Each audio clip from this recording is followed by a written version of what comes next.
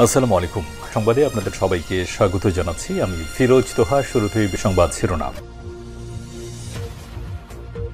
বাংলাদেশের সর্বশেষ গুরুত্বপূর্ণ আপডেট সংবাদে আপনাকে স্বাগত। শুরুতেই সংবাদ শিরোনাম, পরে বিস্তারিত।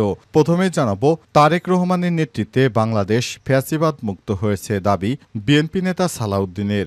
বিএনপির ভারপ্রাপ্ত চেয়ারম্যান তারেক রহমানের নেতৃত্বে দেশ থেকে ফ্যাসিবাদ মুক্ত বলে মন্তব্য করেছে দলটির স্থায়ী কমিটির সদস্য সালাউদ্দিন। আজ কক্সবাজারের পেকুয়া উপজেলা বিএনপির নবনির্বাচিত কার্যালয় উদ্বোধন শেষে তিনি এসব মন্তব্য করেছেন। সালাউদ্দিন বলেন, বাংলাদেশ জাতীয়তাবাদী দল মানে গণতন্ত্রের ঠিকানা। বিএনপির ভারপ্রাপ্ত চেয়ারম্যান তারেক রহমান দলকে নেতৃত্ব দিচ্ছেন, তার নেতৃত্বেই বাংলাদেশ ফ্যাসিবাদ মুক্ত হয়েছে। তাই দেশে যাতে আর ফ্যাসিবাদী শক্তির জন্ম না হয়, সেজন্য বিএনপি সহ সব জাতীয়তাবাদী গণতান্ত্রিক শক্তিকে সতর্ক থাকতে হবে বলে নেতাকর্মীদের সতর্ক থাকার নির্দেশ দেন তিনি। জানাবো, গাজার হাসপাতালের নিচে সুড়ঙ্গে হামাসের সামরিক প্রধান সিনোয়ারের মরদেহ শনাক্তের দাবি ইসরায়েলের। গাজা উপত্যকার দক্ষিণ অঞ্চলে একটি হাসপাতালের নিচে থাকা গোপন সুড়ঙ্গ থেকে হামাসের সামরিক প্রধান মোহাম্মদ সিনোয়ারের মরদেহ উদ্ধার করার দাবি করেছে ইসরায়েলি সেনাবাহিনী বলছে, গত মাসে এক অভিযান পরিচালনার পর মরদেহটি উদ্ধার করা হয়েছে। এরপর জানাবো, ইসরায়েলকে সন্ত্রাসী রাষ্ট্র বলল তুরস্ক। ম্যাডলিন জাহাজ জব্দের ঘটনায় দখলদার ইসরায়েলি বাহিনীকে এবার সন্ত্রাসী তকমা দিয়েছে তুরস্কের প্রেসিডেন্ট রিসেপ তাইয়েপ এরদোয়ান। এদিকে ত্রাণবাহী ম্যাডলিন জাহাজ থেকে ভিডিও বার্তায় যা বললেন থুনবার্গ, ফিলিস্তিন অঞ্চলে মানবিক সহায়তা পৌঁছে দেওয়ার চেষ্টা করার সময় আন্তর্জাতিক সংস্থা ফ্রিডম ফ্লোটিলা কোয়ালিশন এফএফসি পরিচালিত ত্রাণবাহী জাহাজ ম্যাডলিন গাজায় ভিড়তে দেয়নি ইসরায়েল। ইতালি থেকে যাওয়া জাহাজটি আন্তর্জাতিক জলসীমা থেকে ইসরায়েলের আশফাত বন্দরের পথে নেওয়া হয়। এই সঙ্গে একটি ভিডিও বার্তা প্রকাশ করেছে ওই জাহাজে থাকা সুইডেনের পরিবেশ বিষয়ক আন্দোলন কর্মী গ্রেটা থুনবার্গ।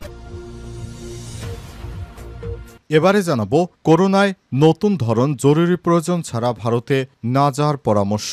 পার্শ্ববর্তী দেশ ভারত সহ কয়েকটি দেশে করোনা ভাইরাসের নতুন ধরনের সংক্রমণ বেড়ে যায়। স্বাস্থ্য অধিদপ্তর জরুরি প্রয়োজন ছাড়া সেসব দেশে ভ্রমণ না করার বিষয়ে সতর্কতা দিয়েছে।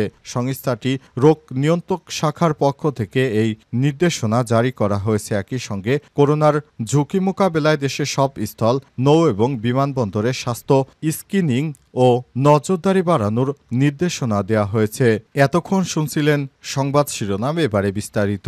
তবে তার আগে বন্ধুরা, অনুরোধ থাকবে এই সংবাদটিতে একটি লাইক দিন। এই চ্যানেলে আপনি নতুন হয়ে থাকলে আমাদের সংবাদটি দেখতে দেখতে চ্যানেলটি সাবস্ক্রাইব করে রাখুন। কমেন্ট করে বন্ধুরা আপনার মূল্যবান মতামত জানিয়ে দিন আপনি বিশ্বের কোন দেশ থেকে বা বাংলাদেশের কোন স্থান থেকে আমাদের সংবাদটি দেখছেন এবং শুনছেন। এবারে বিস্তারিত। তারেক রহমানের নেতৃত্বে বাংলাদেশ ফ্যাসিবাদ মুক্ত হয়েছে দাবি বিএনপি নেতা সালাউদ্দিনের।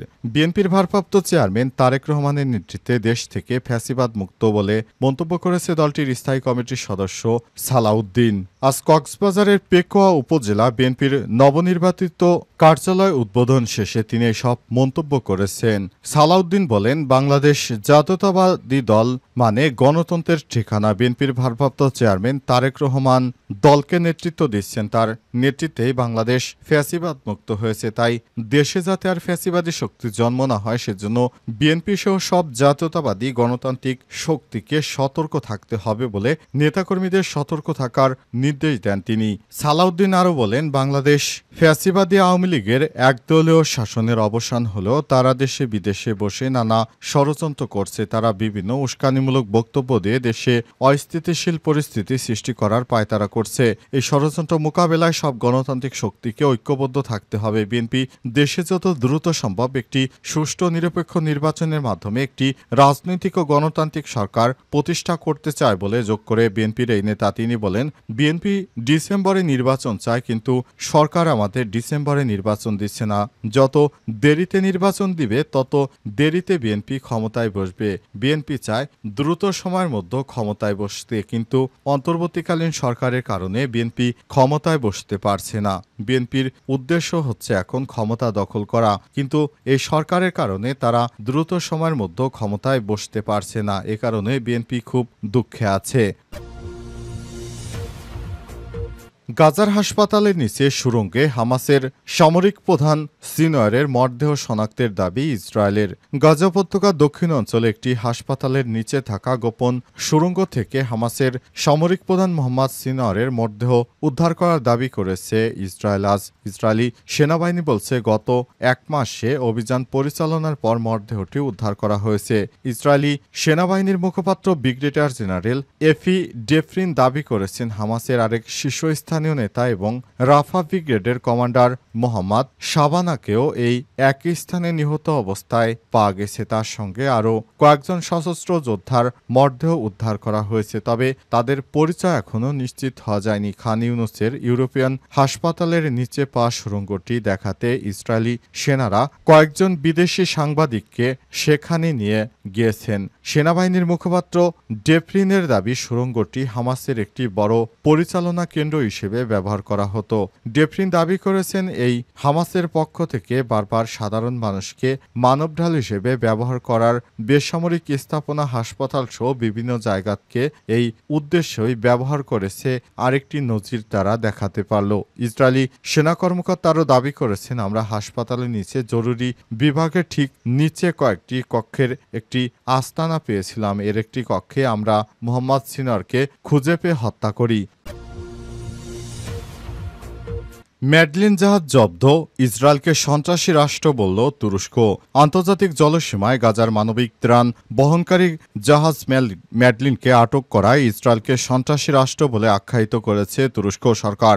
দুই তুর্কি নাগরিক সহ আজ ভোরে 12 অ্যাক্টিভিস্ট বহনকারী জাহাজটিকে জব্দ করে ফিলিস্তিনের ছিটমহলে পৌঁছাতে বাধা দেয় ইসরায়েল। মিডল ইস্ট আইয়ের প্রতিবেদনে বলা হয়েছে, তুরস্কের কর্মকর্তারা এই ঘটনাকে আন্তর্জাতিক আইনের স্পষ্ট লঙ্ঘন বলে বর্ণনা করেছেন। ইসরায়েলি সরকার সামুদ্রিক নিরাপত্তা এবং নৌ পরিবহনের স্বাধীনতা উভয়ই বিপন্ন করেছে বলে আঙ্কারা অভিযোগ করেছে। তুর্কি পররাষ্ট্র মন্ত্রণালয়ের বিবৃতিতে বলা হয়েছে, নেতানিয়াহু সরকারের এই জঘন্য হামলা নৌ পরিবহনের স্বাধীনতা এবং নিরাপত্তা উভয়কেই হুমকির মুখে ফেলেছে। এটা আবারও প্রমাণ করেছে যে ইসরায়েল একটি সন্ত্রাসী রাষ্ট্র। ইসরায়েলি কর্মকর্তারা জানিয়েছে, গাজা উপত্যকায় অবরোধ ভাঙার লক্ষ্যে দাতব্য জাহাজটির নিয়ন্ত্রণ ইসরায়েলি বাহিনী নেয় এবং গেটা থুনবার্গ শো এর ক্রুদের আটক করে। গাজাগামী তুর্কি নাগরিকদের বহনকারী ত্রাণ জাহাজ ইসরায়েলি বাধার মুখোমুখি হওয়ার ঘটনায় এটি প্রথম নয়। 2010 সালে মানবিক ত্রাণ পরিবহনকারী গাজাগামী একটি ফ্লোটিয়ায় অভিযান চালিয়ে 10 জন তুর্কি নাগরিককে হত্যা করে ইসরায়েল। এই ঘটনায় তুরস্ক ইসরায়েল সম্পর্কের ক্ষেত্রে বড় সংকটের সৃষ্টি করে, যা বেশ কয়েক বছর স্থায়ী হয়। পরে ইসরায়েল ক্ষমা চায় এবং 2013 সালে মার্কিন মধ্যস্থতায় একটি চুক্তিতে ক্ষতিপূরণ দিতে সম্মত হয় তেল আবিব। ত্রাণবাহী ম্যাডলিন জাহাজ থেকে ভিডিও বার্তায় যা বলেন থুনবার্গ। ফিলিস্তিনি অঞ্চলে মানবিক সহায়তা পৌঁছানোর চেষ্টা করার সময় আন্তর্জাতিক সংস্থা ফ্রিডম ফ্লোটিলা কোয়ালিশন এফএফসি পরিচালিত ত্রাণবাহী জাহাজ ম্যাডলিন গাজায় ভিড়তে দেয়নি ইসরায়েল। ইতালি থেকে যাওয়া জাহাজটি আন্তর্জাতিক জলসীমা থেকে ইসরায়েলের আশদাদ বন্দরের পথে নেওয়া হয় এবং এই প্রসঙ্গে একটি ভিডিও বার্তা প্রকাশ করা হয়েছে। ওই জাহাজে থাকা সুইডেনের পরিবেশ বিষয়ক আন্দোলনকর্মী গ্রেটা থুনবার্গ।